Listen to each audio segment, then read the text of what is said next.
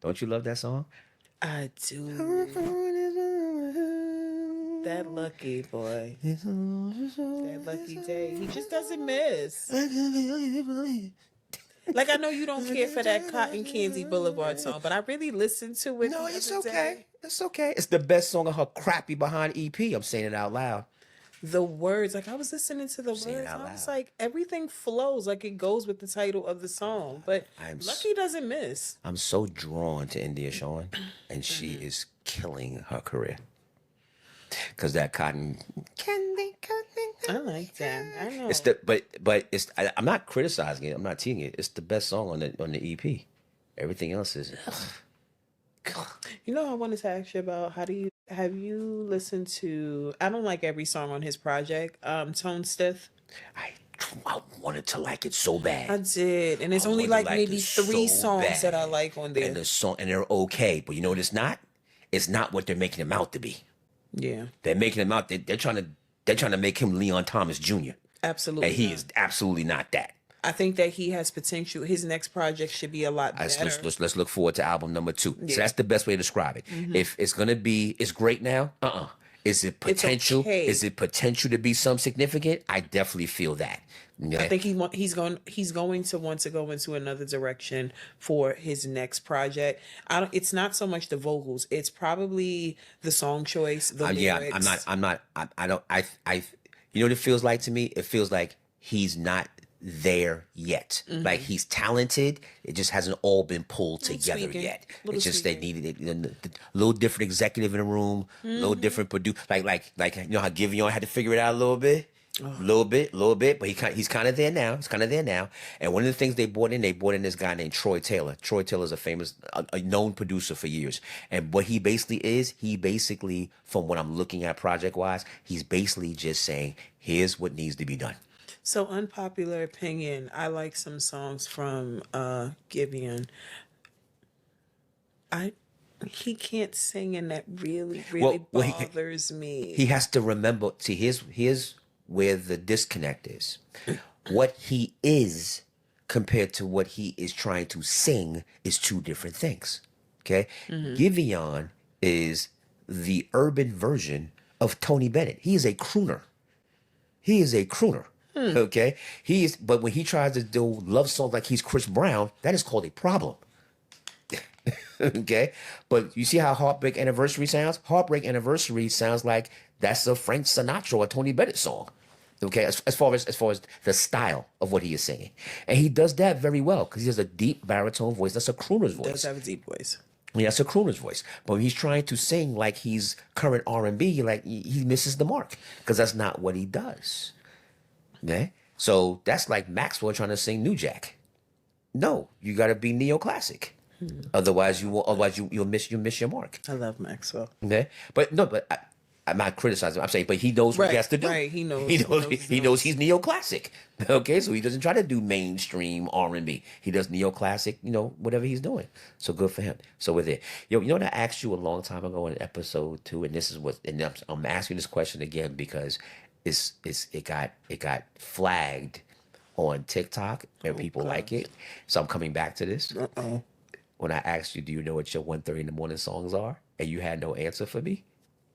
I'm just curious if you've acquired any 1:30 in the morning songs since then. 1:30 in the morning, Katiya is like No, don't place yourself. However. Don't place yourself. Place yourself in the club. 1:30. This is You know what? I still don't have an answer. That is insane. I still don't have an answer. I'll probably have one for you later on. as me, you're gonna blurt it out during the day. Because I can't think of anything like off the cuff The right now. reason why this is an amazing thing to say is because you're so astute and you define yourself by what you do know musically. For you to be deft or bereft of a response to this question is the humor in itself. I think honestly, I think it would depend on my mood, Okay. on what I like. Like it may be a Cotton Candy Boulevard. Like it might, or it may be something. Lucky for you, India Shawn. Right, like I may be in the mood for a Lucky Day track.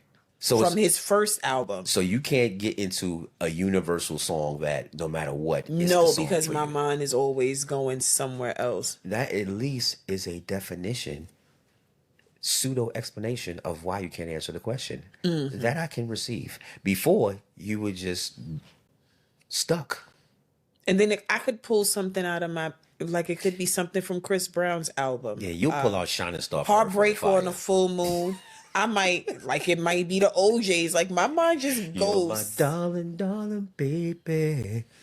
That one, and there's the other song. I might be in the mood for Freddie Jackson. My mind goes so many different. Is it Rock Me Tonight or Jam Tonight? Oh, Jam Tonight. That's probably like my favorite Freddie Jackson song. It might be Luther. Like it really just. Who hated Freddie Jackson, by the way. And I feel like a lot of people play with Luther Vandross, and it really pisses me off. Because Luther is really him, was really him, Luther Vandross had a real problem with Freddie Jackson. He had a problem with a lot of people, from what I'm understanding. Musically, because Freddie Jackson was attacking his lane. Like you think about why he's making Superstar, Freddie Jackson's making You Are My Lady.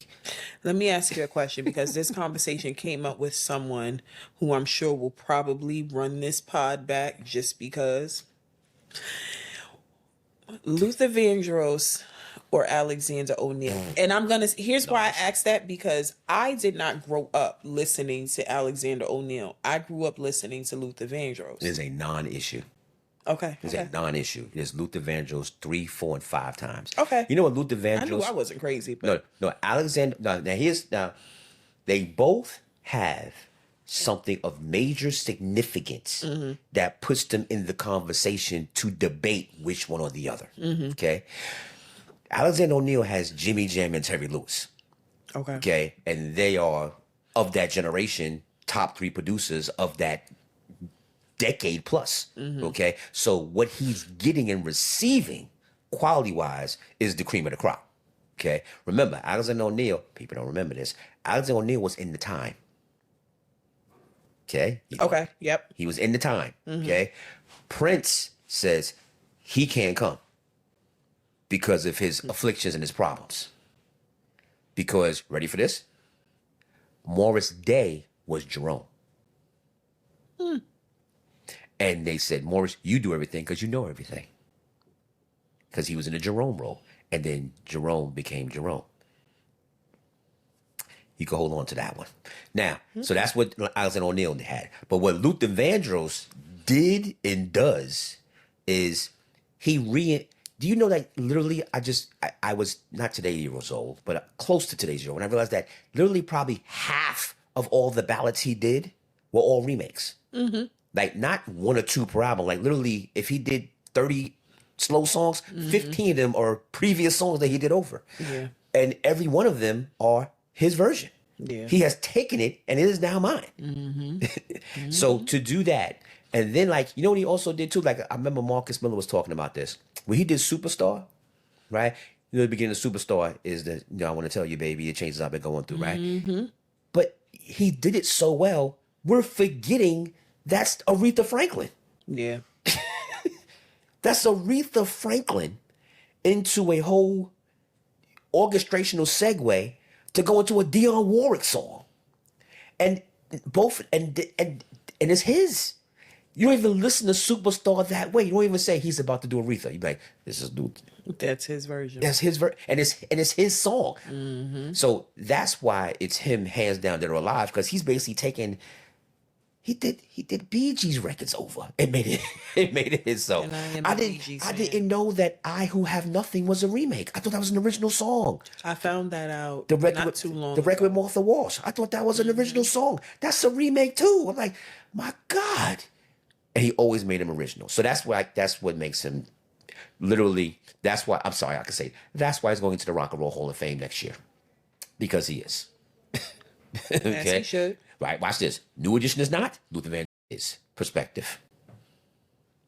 Industry rule number 4080. And I got news for you. This podcast has nothing to do with what we just did right now. Luigi, let's go.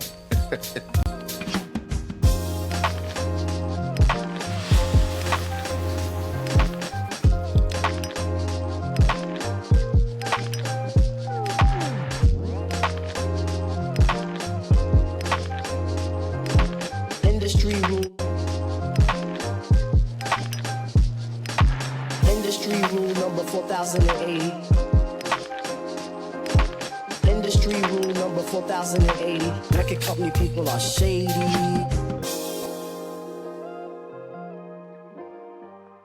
Here we go. Here we go. Another episode of Industry Rule number 4080. You did that for 10 minutes.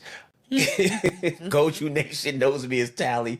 Thank you guys for continuing to grow and support what we're doing here. Make sure you're tapped in across all the socials: Instagram, TikTok, YouTube, X, Threads, and Facebook. All platforms, Gotham Jungle, one word. Isn't this cute, Katiya? Send your email address in for the Gotham Jungle newsletter. Special love to Pulse Point Media for the studio accommodations. This energy, calm, reflective. And you guys like our emotional support dogs to me. Like, and I don't mean as an animal standpoint. I mean from a standpoint of you being present to be what I need wherever I need it. So I thank you guys so much for that. Okay. This isn't okay. This is what's important about this episode as we take a complete, I repeat, complete left turn for what we were talking about. Okay. This isn't gossip. This isn't about who is right. This isn't about men versus women. This is about reality. It's about identity. It's about emotional transition and what happens when your emotional system hasn't caught up to your present set of values and where you are right now. People underestimate emotional withdrawal. Mm-hmm. A breakup from a long-term relationship isn't just, oh, I'm single again. Your body remembers routines. Your nervous system remembers patterns. Even the silence changes. It feels different. What I brought with us today is Masta Killa is back. Y'all seem to like her because y'all keep saying, where is she? Okay.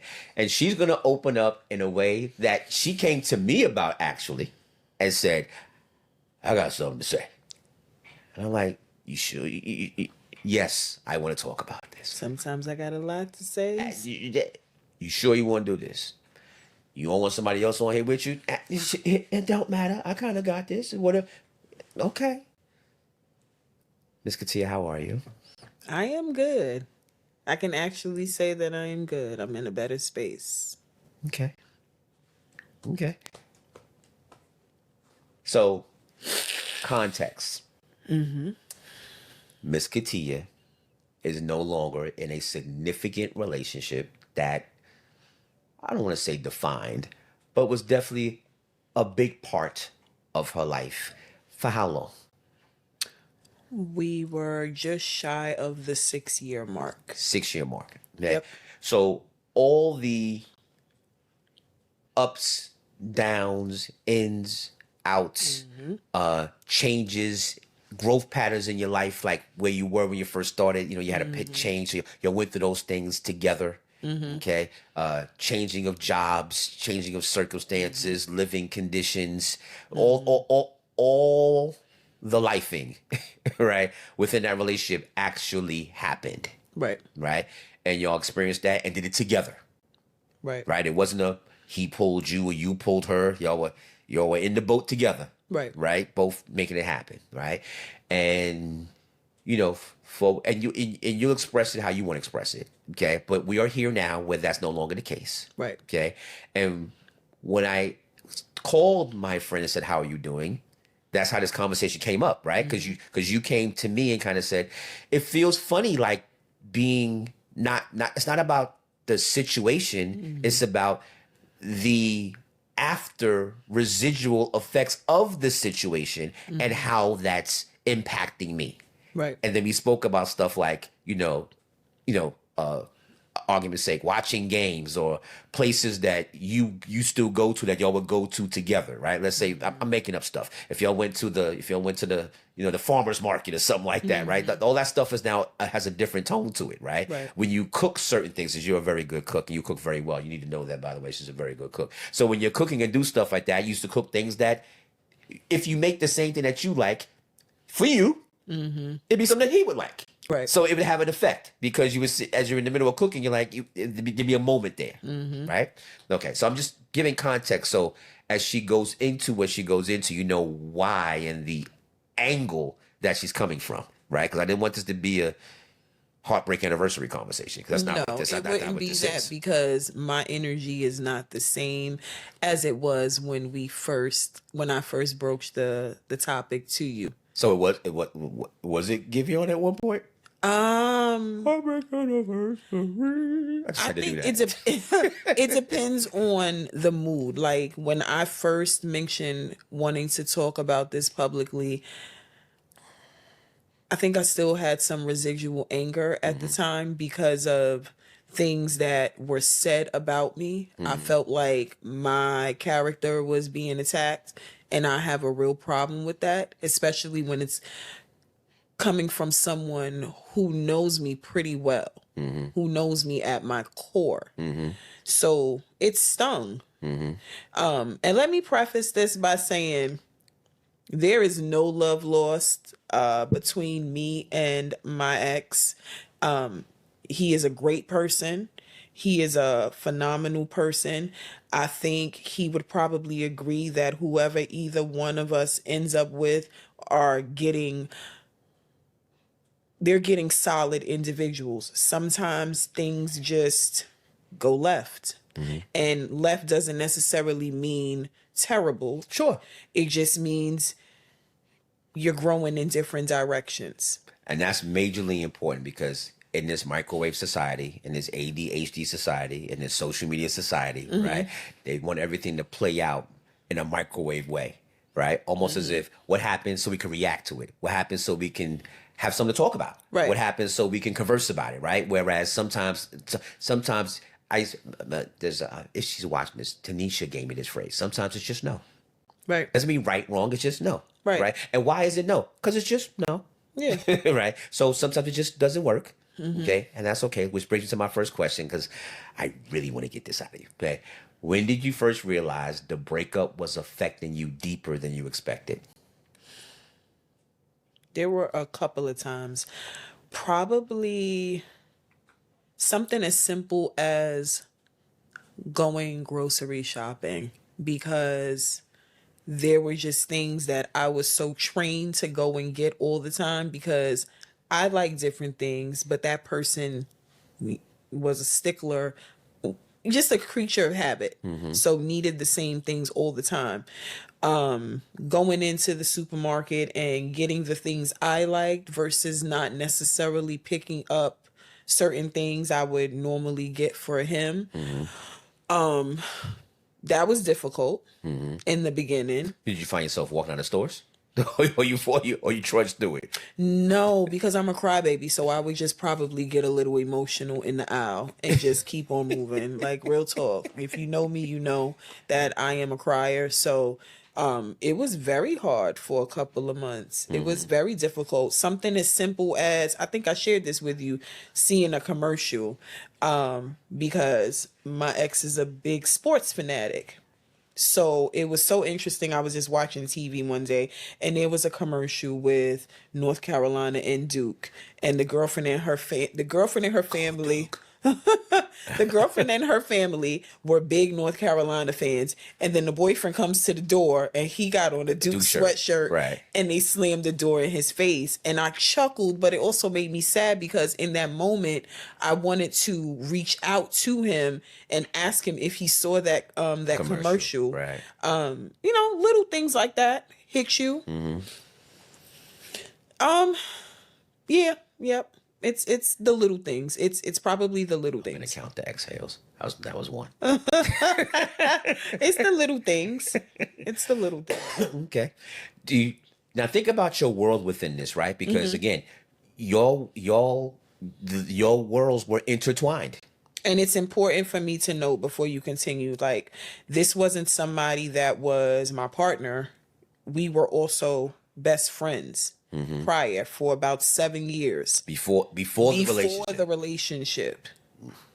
So we had a very, very solid foundation, and we just figured what would make more sense than us just trying to take it there to the next level. And we did. And we had a great time when we had a great time. And then it had a fantastic time for a long time. Okay, right? Because I want to make sure we're getting this context right. This is not a rocky situation where every 3 months we're at a crossroads. Not at all. This was a very stable relationship. There was no overlapping or anything like that. Nothing of the sort. That's the importance of like this being said the way it's being said, because it's like even in the best of situations, or in the best case scenario situations, or in situations where the people want it to work, sometimes it just does not. Right. So it's not so much antagonistic. It's not baby daddy. It's not, no, it's absolutely not. It's not money.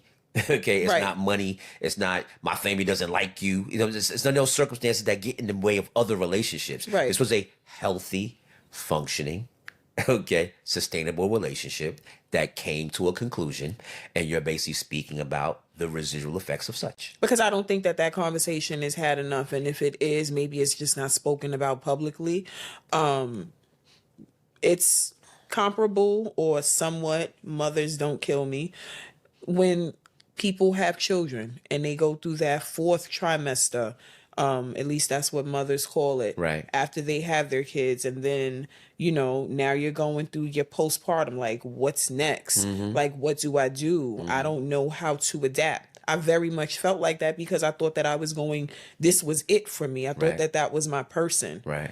And then it doesn't work out that way. How do you cope? Like, what's the next step? And it wasn't just that. There were a series of events that was happening around that time. And I'm just like, how do I adapt? Like, I'm really going through a mental crisis right now.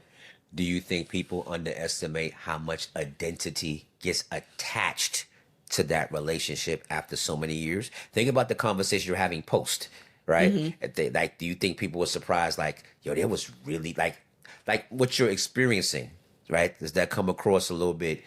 I wouldn't say weird, but wonky, to your world because they realized how much the attachment was. Yes, I think a lot of people on the outside looking in thought that we were great together. We just made sense. He was very comedic. I always used to say he was the calm to my storm because if you know me, I can go from 0 to 100 really, really quickly. And that was never his personality. So I felt like we kind of meshed well together in that aspect. But, Okay. That makes sense. That is an answer. It's significant, can be disorientating, right? Disorientating. Is that a word? Did I say that right? Disorientating. It just sounds like a lot, but I think it is a word. We're gonna go with it. It can be a lot.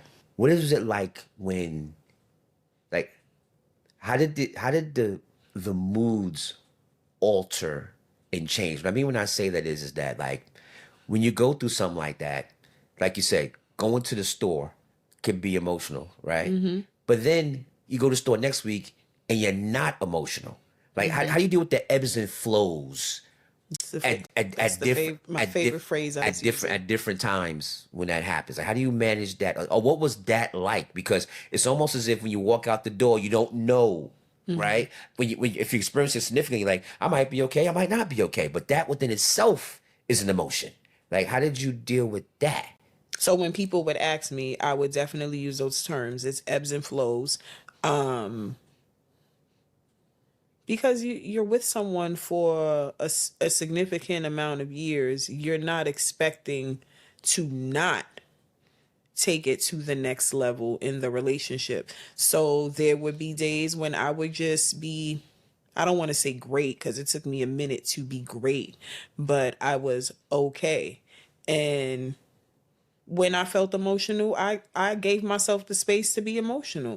If I felt like crying and mourning the demise of my relationship, I allowed myself to be like that. I just didn't necessarily stay in that space. Because it wasn't anything that was salacious that took place. It was really just two people who weren't on the same page for a little bit of time, but just trying to hold it together because, you have this friendship as the foundation, right, but you also love this person and you know that in your heart of hearts you feel that that is your person, that is the person that you're going to end up with, but sometimes the differences just take over. And it may have always been there, you may have just like paid it no mind at first, and then it just kept getting louder and louder and louder. And it's also important for people to know, like, I am older than my ex-partner. So I think sometimes the age difference, although in the beginning it didn't play a part, sometimes it does. And that's not saying anything bad against him. Right. It's just that I am a woman of a certain age. Like sometimes there were things that I'm not thinking the way that you are because I want to be somewhere else. And I want you to be there with me. And if you're not ready yet, that's fine. That's okay. Right. But I have to make things happen for myself. And I think he might agree with that too. Maybe not. I don't know. That's my truth. Okay. I'm in talks with another member of the Wu-Tang Clan. Okay. And she's dealing with her dynamics as well too. And you're reminding me of the conversation we literally had within the last 48 hours. And you know, because she's wearing, I said, well, there's 3 C's. There's 3 C's to this, and these 3 C's are prominent. And they're probably in 20 different books. Okay, I said communication. Okay, but it has to be effective. Right. Okay, not just saying what you have to say. It's got to be effective, and it has to be an effective listener on the other side as well too. They have to receive it as much as you're saying it. So it's effective communication. It's effective compromise. Okay. But the one that you're speaking to is comfort zones. Okay. And a lot of times it's just, do I want to meet that person's comfort zones? Right. Okay? And if you're not want to meet their comfort zones, that's okay. But that's the point where they have to have a real conversation. Right. Because if you're not doing that, then it's almost like we can't have additional conversations about what we're doing. Right.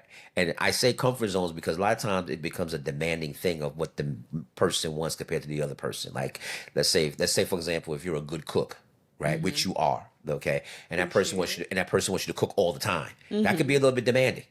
It can be a little bit demanding, okay? But that person's comfort zone, maybe because of how he was raised by his mother, right, is to appreciate a good meal, and he wants good meals in his life. That's his comfort zone, okay? For the woman, it may be something like she wants to be communicated consistently. Like when you wake up in the morning, you know, before you go to lunch, on your way home, you know what I mean? Before you go to bed, I would like to hear from you, okay? And the guy may say, we spoke earlier today, yeah, but that might be your comfort zone, right? So if that's not met, that becomes a little bit of a thing. That's when to bring that, because that's what you're alluding to. We were talking about the age difference, and you're a woman of a certain age, right? So what you're receiving is what you're receiving, because that is my comfort zone, literally. That's very qualified of you. Let's get into what's verified. The V. Long-term relationships turn I into we, and it's not an unhealthy thing. It just kind of happens. Just kind of happens. Yeah. And when it comes to an end, we don't grieve the person. We sometimes grieve the routine. We grieve the emotional safety of what we had with that person, right? The future that did or did not happen, we mourn that because we would like things to be, right? And the version of us that we enjoyed when we were with them, is no longer this. We mourn that as well too. What was the hardest part that you had to rediscover about yourself after this relationship? That's a good question. Rediscover. This is where the sisters come into play. Because if anybody helped with this, it was the sisters. I think I was trying to just remember the things that I enjoyed doing by myself prior to getting into this relationship. Okay. Because I took a break prior to getting involved with him. I think maybe for about 1.5 years, 2 years. So you took a break from a relationship. Now, we'll connect these dots. So y'all were still great friends at this point in time. Right. And so that was the hard part Okay. because And you took a break in between from the previous relationship, right? So basically, you were best friends with him and also in a relationship at one point in time. Yes. Right? Then you left that relationship, okay? Still remained friends with him, of course, right? Along with his brother, right? And a year and a half of not entertaining a relationship. right. Like Okay. it's so interesting because he is the person that I would tell about, these dates that I would go on with these people. Like, this guy is doing like such and such, and he would tell me like, yeah, he just want X, Y, and Z or whatever. Like, we had those conversations because we were friends. And so when we decided to take a leap and go from friends to being partners, I did not actually expect it to end because I felt like there's no way we could lose. Like, we have the foundation, we have everything that we need. And like I said, in the beginning, it was amazing. Everything was great. It was COVID. There's nothing to do outside. Outside is closed. You have nothing but time because you're with each other. And then I think later on down the line, life was life, and particularly for me. A lot of things were happening to me in my life personally, and I didn't communicate that the best way. So I'm never going to say it was all on him because there were things that I could have done differently too. And there were avenues that I could have went down and maybe I would have had a different outcome, but I just wasn't there. I was still set in my ways. And he was there. He was. It just, when you realize that you want more than what life is offering you at the moment, and that person is not on the same page with certain things that you want to do, at least not in that moment. Now you're at a crossroads because now you have to figure out if you want to still stay with that person and just ride it out and put what you want on hold for the sake of love, or if you want to just let it go. Right. And I'm going to be completely honest. I feel like there were things that I wanted to do at that time, but because I love this man so much, I put it to the side. Because, why would I do this if he's not going to be there with me? And there were certain things I didn't get a lot of compromise on. And that's unfortunate. Right. Comfort zone. Some people are comfortable where they are. And again, maybe that's where the age comes into play because I am not like a year or two older than this person. I am several years older than this person. And maybe when I was that age, I would have been thinking the same way. I would hope that when he is 45, that he is looking at things from a different lens. Because people change all the time. You can have a thought process today at your age, and then 5, maybe even 2 or 3 years later, you're not thinking the same way. Agreed. And then there's also a foundational thought process of how people think as well too. I'm just connecting the dots of not my circumstances, but circumstances I lived through. And sometimes people are one bedroom apartment people while you're trying to buy a house. And you have to just recognize that they're comfortable living in a 1-bedroom apartment. Right. Okay. And you sit back and say, yeah, but I want to get a house. And then that's the foundation of saying, it's not that we don't love each other. It's not that we don't need to be with each other. We're just fundamentally in different spaces and places. And that's where the patience comes in. Excuse me. That's where the patience comes in to wait for a little while. Right. Okay. But after time, you have to sit back and say, if you ask the question out loud and you say, do you think you want to live in a 1-bedroom apartment for the next 10 years? And they go, yeah. You're like, ooh, you said that kind of fast. You said it kind of quick. Sounds a little wild. And it sounds a little wild, right? And that's when you start thinking a little bit differently.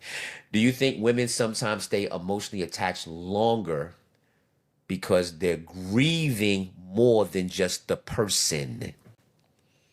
I think that that goes for both parties. I don't even think that that's just a woman thing. I think that sometimes people just hold on because of the fact that they've invested so much time. No one outside of maybe a sibling or your birth parent knows you better than the person that you are laying next to every night. So I think it goes for the woman and it goes for the man. Okay. So the answer is yes, and it goes on both sides. Okay, got it. Here's a cute question, because I'm very curious of how y'all dealt with this. Do you think social media pressures people into healing too fast? And what role did it or did it not play in your dynamic? No, I think social media is for kicks and giggles. I never let what people do on social media dictate how I operate. I've just never been that person. People put on social media what they want you to know. I say this all the time. While I do like to see happy couples together, I don't covet anybody's relationship because you can make it look any way you want it to look for the cameras. I don't know what you're dealing with behind closed doors. That man could talk to you like dog shit. That man could be whipping your ass behind closed doors. But you putting up this picture and this facade with your kids or without your kids or with your dog as if you are the picture perfect couple. I've never subscribed to that. So social media could never pressure me into anything. That was a very important question I wanted to ask you specifically because I know how you deal with social media. Yeah, I post what I want people to see. I wanted you to give the dynamic of how it's being approached, because what you just said is not how it's being approached. See, it's being approached the inverse way of what you were saying. So I wanted you to say that out loud because, again, it will almost be saying, well, so in this society environment, it's like, well, where's the extra? Where's the next shoe to drop? Right? In theory, how do you deal? And you're like, and you're basically saying there's no shoes. Right. Like, I'll give you a perfect example. For the entire time that I've been on Instagram, I was in first I was in a relationship with my ex, and then I was the ex before the last ex. And then I was in a relationship with Ken. Like, I've never posted him on my social media because I know how social media operates. Right. Like, you just want to see what the person looks like. You want to repost. You want to screenshot it. Like, that's my private life. That's not up for debate. It's not, I don't need to do any of that. Occasionally I will post him in my stories, but I know what we had was real. Right. I know it was significant. We don't need to post nothing for you strangers. Like, get out of here. So that's the clarity and honesty I was looking for, right? And again, you know, we both speak about, like, when we get into our deeper conversations about cultural moments and teaching moments and say things that kind of resonate. I wanted to make sure I got that out of it so it didn't come across as a stereotypical dynamic. It's like, no, this is why this, because here's something that's common as well, too. And I've done this before. A lot of these long-term relationships last because there is no social media presence in the situation. Okay. And that's something that needs to be said clearer and more repetitive, right? So on top of the facade, or top of the, you don't know what's happening beside closed doors, there's also the, if you don't engage in this environment, you're actually breathing more life into your situation than you're taking from it by being present in that environment. So I just wanted to make sure you said that your way, because that's something that probably females need to hear, because the vanity of females, because the camera is now their mirror. If you follow me, right? So they're looking in the mirror all morning. They're looking in their phones all morning. And that's the camera. Somebody needed to say that to them so they could hear that way. Tally, I've always kept the majority of my life experiences off of social media. If I feel like posting a vacation picture in another country, then I'll do that. If I feel like I want to post me and my ex at a wedding, looking like the stars that we were that particular day. He came and stepped out and I stepped out at a friend's wedding. Then I will post that. But I live my life off of social media. People don't need to know what I'm doing, where I'm at, where I'm going. That's never been me. Clarity and honesty, I repeat. And that's what's certified. Look at this. Look how we're flying through this. That's what was verified. Let's get into what's certified. The C. Healing isn't linear, and closure, that can be overrated. Sometimes clarity is the closure. Sometimes acceptance is the closure. Sometimes realizing we loved each other, but we no longer fit each other becomes the closure. What have you learned about yourself through this process? That closure is not really necessary. You don't have to have a conversation with someone to know that it's over. Like, you just don't need that.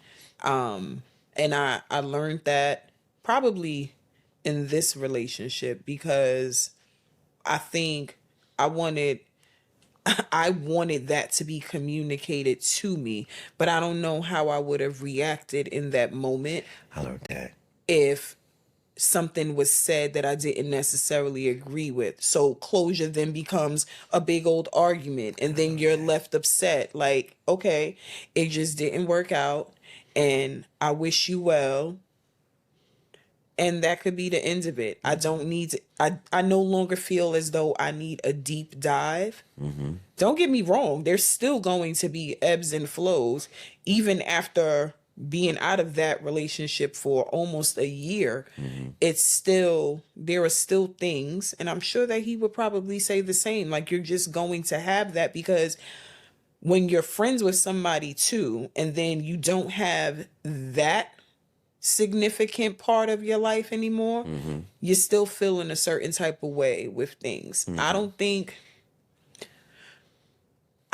there's been a full couple of days where that person has not crossed my mind. Just like, wondering if they're okay, not necessarily caring what they're doing with their personal time, just wondering if they're okay. Reaching out to them is not going to be the same as it was before. You have to get used to the fact that you're not talking to that person every day. When something great is happening in your life, they are no longer the first person that you call anymore. And that takes some time. You have to get accustomed to that. But yeah, I don't need the closure conversation anymore. That is a very evolved process to arrive at. It took a little bit of time. Because that's not just that is with all personal relationships. Okay? No matter if it's a family member, watch this, a work employee, a colleague, right? Because it's almost like you're looking for an answer to the question, and the adulting part is that the question is the answer. Right? If there's a question about it, then that's why we are where we are. Instead of looking the other way around, like, why is this happening? No, it's this is happening. And that's the answer. So move with what it is more so than what you would like to have what a perceived answer could provide. Doesn't necessarily matter. Right? To a certain extent. So that's interesting. I think that, and I'll just add this, I think if people saw me today versus how I was maybe, I don't know, maybe the last quarter of 2025, they would be happy for the growth. Okay. Because I am. There has been, there's been a lot of things that transpired. Different energies. In the last year, and it has been a lot mentally. So I am very much doing the work on myself. And I don't want to sound like one of those little nut jobs, because trust me, I'm not. I'm still a work in progress. However, I'm on a healing journey in all aspects of my life. Like, I'm not even giving anybody the energy that they probably would normally get, because that's just not where I am in life. I'm just not. If you want to talk shit about me, talk about me. I don't really care. Like, I have tunnel vision. I'm not focused on none of that dumb shit. Okay. You see, even with the stuff that I'm going through now. Right. You're right. Okay, you got it. You're not even engaging in it. Yeah, I'm not doing none of that. Be blessed. Give this 2 seconds of thought before you respond. Okay. Do you think the anguish can sometimes force growth as a lesson that you may have been avoiding? Like, it's almost a lesson that you're learning through this process that you might even know you had to learn, but this is what takes you there. Yes. 1000% yes, because there was a lot of times where I would just be like, I think I would be questioning God. Like, why is all of this happening all at one time? What am I doing wrong? Where do I need to do the work? What do I need to change about myself? Because I know that I am not a bad person. I know that people who know me, my circle of people, they know who I am at my core.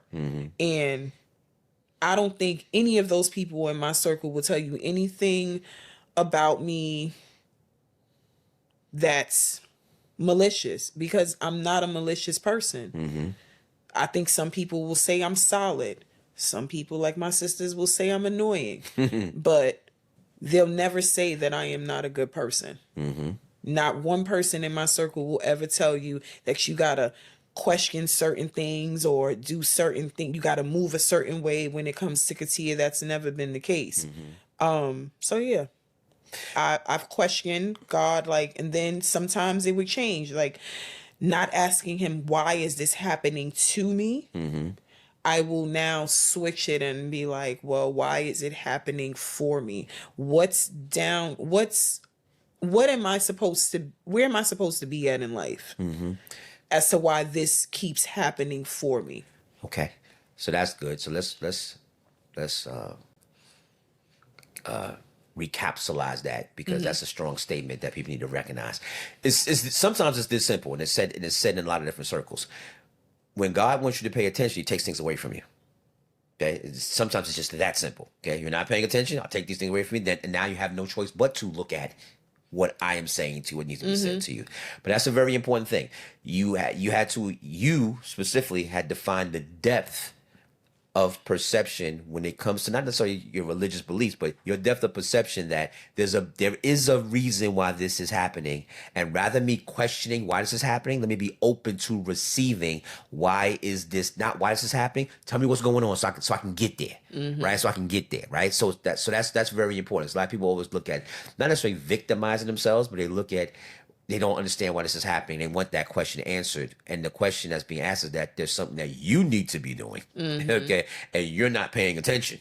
Right. Right. So this is why this is happening. And once you recognize that, then you're open to receiving the next set of blessings and lessons and growth as an individual to be stronger with certain things. Just like you said before, because I know your work environment, right? So I can say this right now, just knowing you.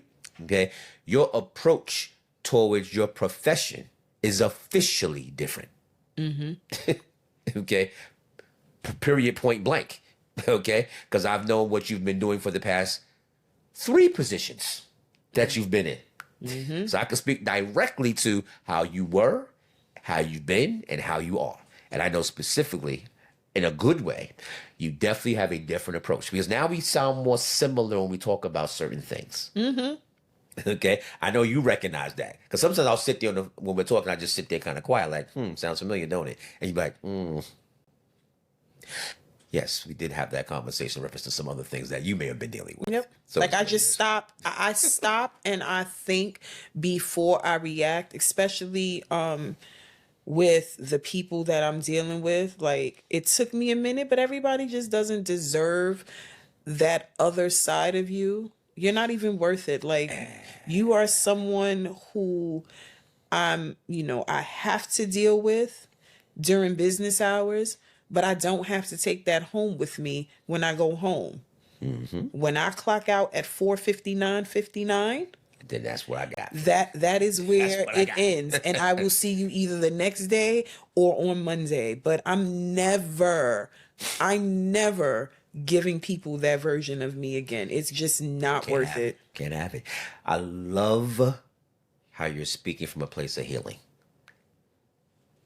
not from a place of whatever word that's the opposite of healing. Okay. And you see how they tried to play with me at my last job. What we could do a whole podcast called "Playing in Our Face," and we could do examples back and forth, and we'll have a party, and then they'll be happy. And even with that, it's just like you can sit back and you can chuckle at it now. When you're dealing with it, it was completely different. But now when I think about it and the people that were behind it, I just feel sorry for them because there's nothing good that's going to come from that. And I don't even have to do anything. I don't have to say anything. I don't have to be plotting or be strategic with it because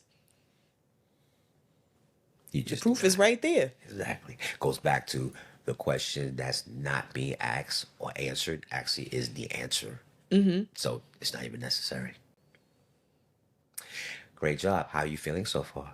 I feel amazing. Okay. You flew through this. I know. Because I'm just in a different headspace, Tally. Like, I just Yeah. don't have time to be dwelling on anything that's negative, at least right now. And that's not to say that I don't deal with things. I'm just trying my best to approach them differently. Even when I feel like someone is tap dancing on that last nerve and they want a reaction out of me, I'm just not doing it. And I'm very grateful for my circle for making sure that I don't go back to being who I was. Like my little sister always tells me, don't let anybody disrupt your journey. None of them are worth it. And when she said that to me, and it's just simple wording, anyone could have said it, but I have just been on a different path. Like nothing you say is going to bother me at this point. That is progress. That's not performance. That's not pretending. That is you speaking progress into existence. So, you want to jump in here and add any more points about this right here, or you think you kind of let it out what you need to let out? I'm breaking protocol here because I know this one very well. You think about that for 2 minutes while I get this out here. If you've ever had to rebuild yourself emotionally after loving somebody, you're not crazy for grieving longer than people expected. You're not weak because certain moments still affect you. Sometimes grief simply means something mattered in your life. Okay? And that's why I appreciate this conversation. Because, like I said before, I think it's so important, especially to our culture, okay, that they see it from a different angle. Right? Because you know what this isn't? This isn't a viral video in the algorithm that you watch on TikTok where the girl is throwing his clothes out the window. Or he's calling her names, or he's putting a camera in his face saying, "You know what I don't like?" And then they're having this whole diatribe of angst that puts this divisive nature in the realm of relationships between men and women that doesn't even have to exist. Sometimes, whether it's a job, sometimes whether it's a car that you're driving, sometimes it just doesn't work. It doesn't mean it's wrong. It just doesn't work.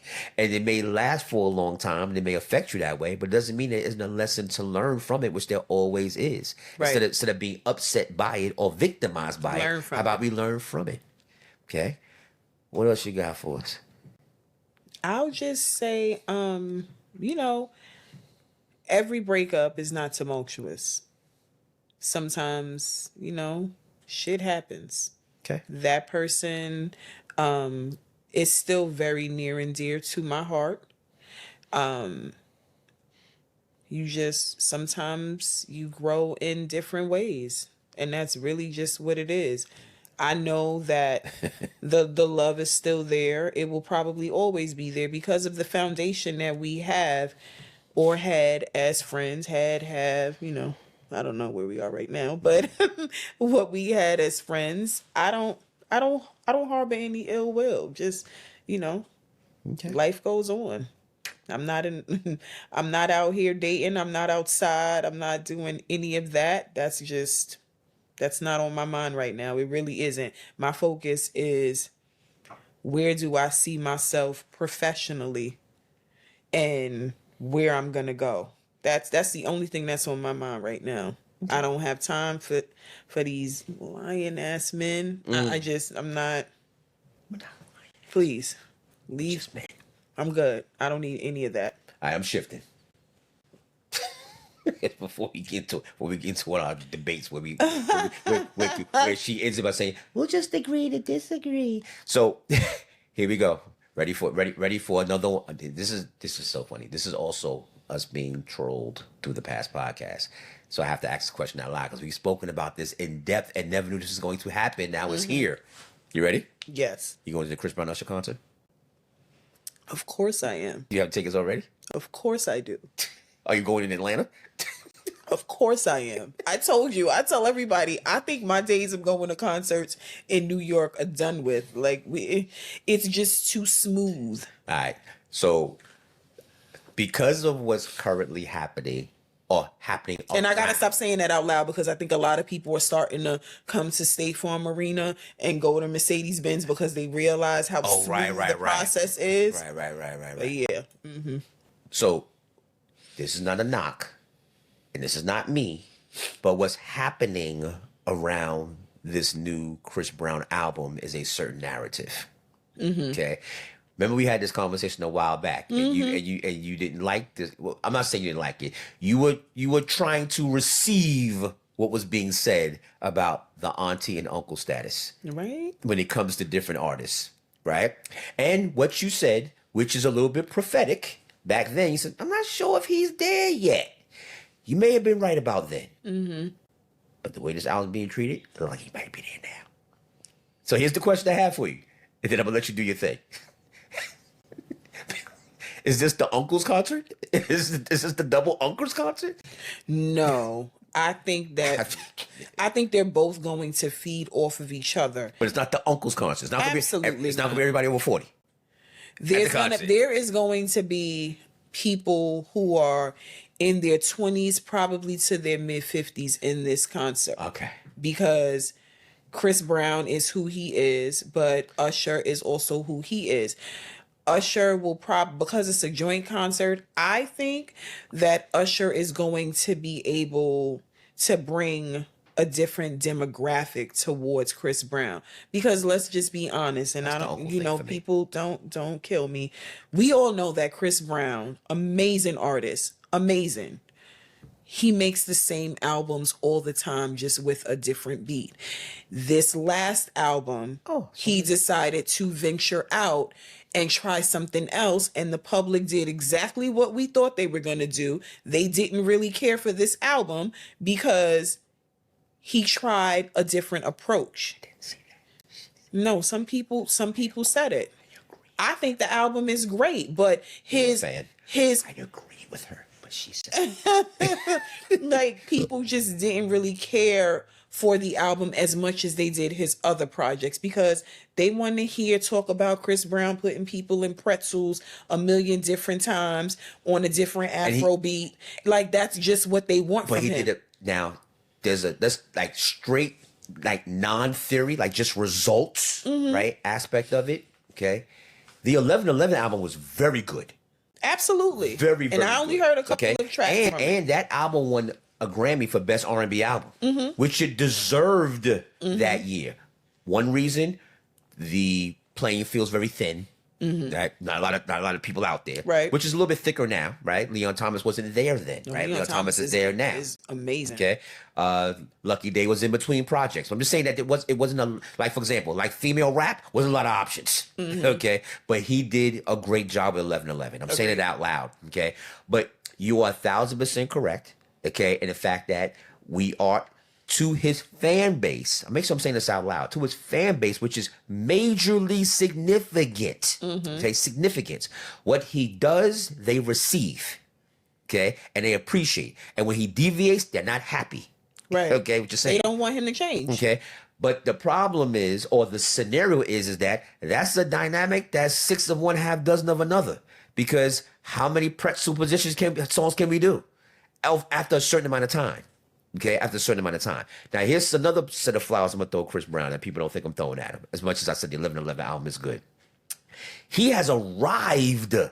He is officially at Usher, I'm saying the name, R. Kelly status.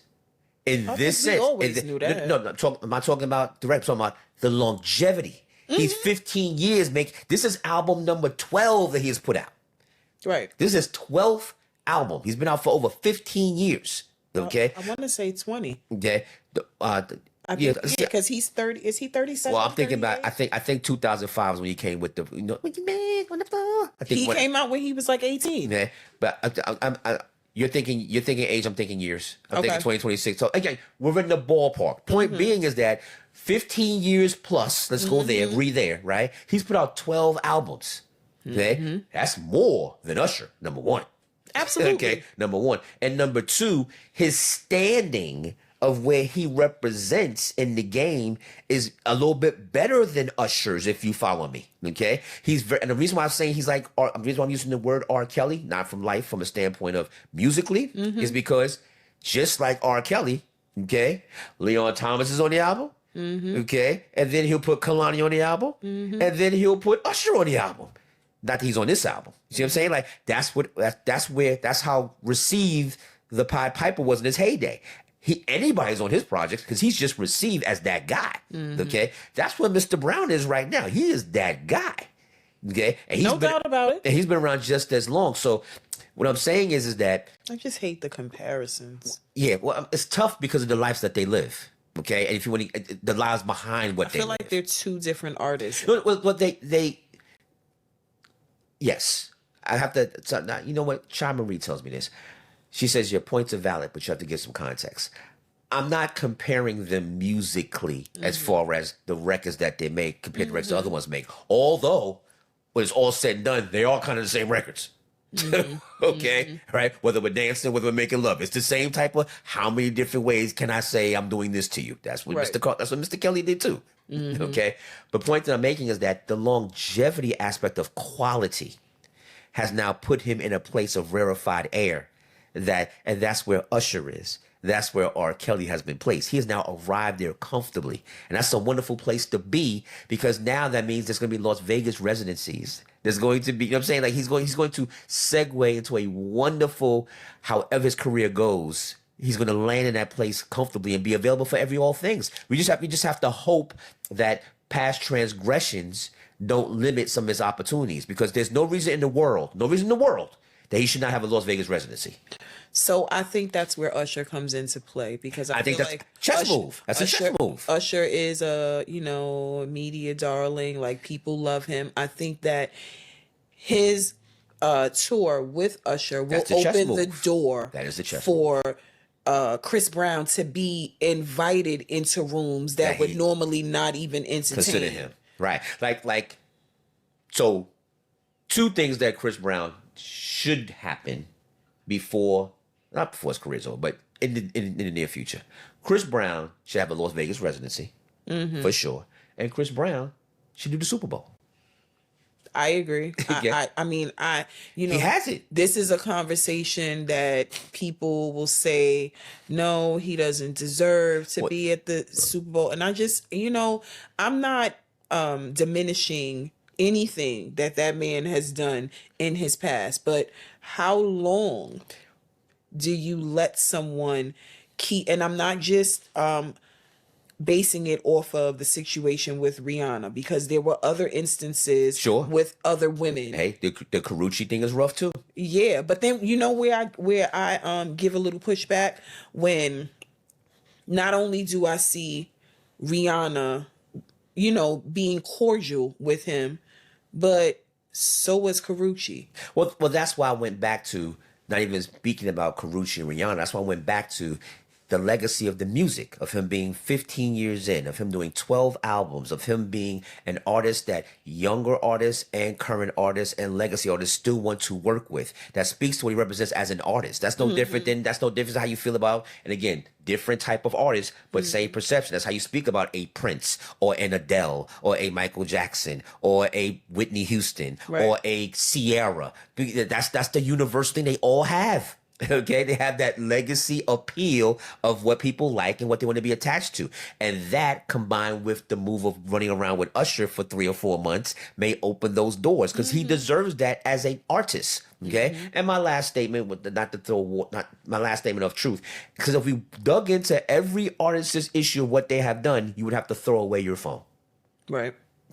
Okay. If you pull out everything that everybody did that is skeevy or oh my God, or what did they do? Like people don't mention this. Yo, what happened? Yo, remember New Edition and God? Like Teddy Riley's best friend got killed because they got into a fight over stage time at their concerts, and it caused Teddy Riley to be so stressed out he left Guy. He left the group. Like, but that happened too. Yep. Right? So what? So what? New Edition's innocent in this situation? The answer is absolutely no. I'm not saying they're responsible for what happened, but it was their environment that it was the antagonist within this. Yeah. Right? So I agree with you on, how long do we hold them accountable? Okay. And I just like what he has done. I just wish the album was better. Because you only get 2 weeks. Yeah. That's the main reason why I'm saying it, right? So that's what we got. Okay. All right. Well, I knew the answer. I just had to ask the question out loud. Okay. Okay, here we go. Okay, thumbs up, thumbs down. Dutton Ranch. I like it. Okay, Kalani's album. Oh, I hate to say it. I have not listened to it yet. Okay, she's in trouble. Okay. Yeah. Have you seen the Kevin Hart roast? Disgusting. And I need to say this. Kevin Hart, you very much not, even if you're for the culture, the way you got on that Breakfast Club and you defended the art of comedy, I would love to see, not even I would love to see, I would hate for someone to crack a joke about your deceased relative with the racial connotation that it had behind it, and you stand on it the way that you stood on that man cracking that joke, because I feel like you can be a comic and you can say the things that are comedic, but these jokes come across your table and you see them and you have the option to say whether or not this is a yay or this is a nay. So you mean to tell me that you and your team sat down and you thought that that was okay to say? The fact that a white comic had to say she was appalled by the jokes that they were saying about not only another black woman and her complexion, but the fact that you were okay with them like, that was a horrible, horrible take. He was very defensive, and I just, like, I'm good on Kevin Hart. Like, I'm really good on him. I got a one sentence statement for this. Looks like some of the things Cat Williams says was true. Yes. That's all I got. He'll tell a joke, but he ain't never told a lie. Okay. Looks like some of the things Cat Williams said was true. Okay. We spoke about Drake, spoke about Chris Brown. Are you have any interest in what Max B and French Montana are doing? Any interest? All I will say about Max B is you will fuck around and find out. You got to stop playing with people. Like Big Daddy Kane. Don't mess with pillars. Was who he was. And like how I am such a diehard Jay-Z fan, I know that before Jay-Z came on, Big Daddy Kane was their Jay-Z. So when you talk about people and you're not giving them the respect and, putting respect on their name or whatever, that's a problem. How do you think that that's okay? Hey, your favorite rapper is Big Daddy Kane. Absolutely. So I couldn't even believe that. That's just stuff right there. And I'm gonna say this because I've asked this question out loud. Okay, and I know you know the answer because your response is going to be the answer. Okay, 18 years or not, Max B being in prison. Mm-hmm. Okay, what cultural button did he or does he push that makes what I'm saying is that I know in Harlem folklore, if you follow me, okay, there is a place for what he represents. If you know that world, right? I know that, okay? But in the scheme of hip hop culture, okay, what boxes is he checking? He's starting to check a box now, if you follow me, because of what he's associated with. But where's the legacy of what he does and what he represents? I'm saying this because I am of a certain age where I think I've seen pretty much every generation of hip hop do what they do. Like some people will argue that Max B is a 5-borough rapper. Yeah, but I'm talking. Let's go here, Miss Me and You 5 Boroughs. In what sense? Like, I'm gonna say this out loud, okay? And this is me being me, and get mad, get glad, I don't care. If I say Bush Babies, and I say Max B, who do you remember? Bush Babies. Right? I don't know if he did that for clickbait or what. I said that as a perfect example of what does he represent. I brought up a name of a group that you have heard of that may not have 10 top 10 hits, might not even have 2, but you know who they are. But if I said, if I played Then Don't Worry We, you're going to say, I remember that record. That's from the Bush Babies. Pull out the Max B record out your back pocket. I'm going to be honest. I don't even remember Max B fan, so I don't know his songs. No, but I'm going into our world, our environment. I'm saying things like this, like, oh no, make you laugh your ass off. Was Max B even on a Ron G mixtape? I'm trying to remember where this happened. You follow me? Was he on was he on a key? Is there a remix? Like if I say, I'm giving you context, Goju Nation, because I want you to understand. I want you to look at Katiya's reaction. What I'm saying, because I'm saying things to make you realize I'm giving you context of what he does, what he doesn't represent. If I say, remember Pull It with Cameron and DMX? You see where I'm going with this culturally, right? You remember that mixtape record that took over the boroughs? Was there ever a Max B record that took over the boroughs?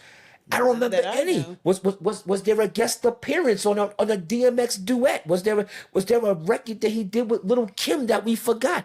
I'm trying to find this record. I'm respecting him by saying that the borough of Harlem and Lower Bronx, French Montana, see you in a certain light, respected you for what you did in a certain light, and he's holding you down now, and what you're doing right now is relevant. I'm not discounting that. Right. I'm just saying out loud that you are carrying yourself as if you were on tour with Rakim, Coogee Rap, and Marley Marl, and we missed it.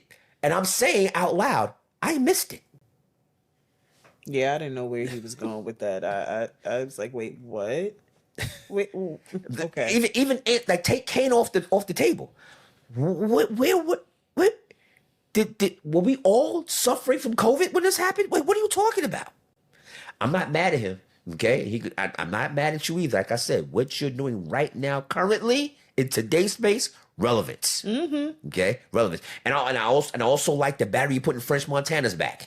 Okay, because French Montana looked as if he was just content making the money he made and having his Dubai princess. And I'm good. I don't need to do nothing else. Oh yeah, he's marrying a billionaire. Okay, that's right. So I thought he was done. So just having hip hop energy. I just like hip hop energy. You know what I'm saying? He was very present during the verses. I thought all that was great. I'm just asking that question out loud because it needs to be said out loud. Because what's also happening that what I'm doing that other podcasts won't do is because I don't care about the circle of what they're involved in, what they're not involved in. They do. Yeah. You follow me? They don't want French. They don't want artists to be mad at them or they feel they're gonna be telling their business or talking about them out loud. That's why I came out kind of raggedy with Gilly and Wallow. Because they saw it as like, he should not be talking like this. He was like, but how do we manage that? Because if we blow him up on the right here, right now, then you know what I'm saying, then Drake's not gonna come. You see what I mean? That's because that's how they see it. That's not my concern. So I'll say it out loud. I just want the relevance of somebody to teach them. And seriously, if there is some relevance that I missed, it's almost like if you missed the mixtape that Dipset put out, right? That did something that we missed, right? I'm open to knowing what that is. Right. I just want to know what it is. I'm not questioning to challenge him. I'm questioning him saying, I don't know where this is. Yeah. Follow us on all platforms. Instagram, TikTok, Threads, X, Facebook, and YouTube. One word, Gotham Jungle. Yes. Don't forget about the newsletter. Send us your emails. Okay? Miss Katiya. Yes. Masta Killa. I can say this out loud in front of her because it'll be received the right way. You know I adore you. And I just love our dynamic. And thank you so much for just being who you are. She has talked me, I don't know if you talked me off for ledges, but she's definitely talked some sense into me when I didn't have it. That is for sure. She's laughing because she's remembering that.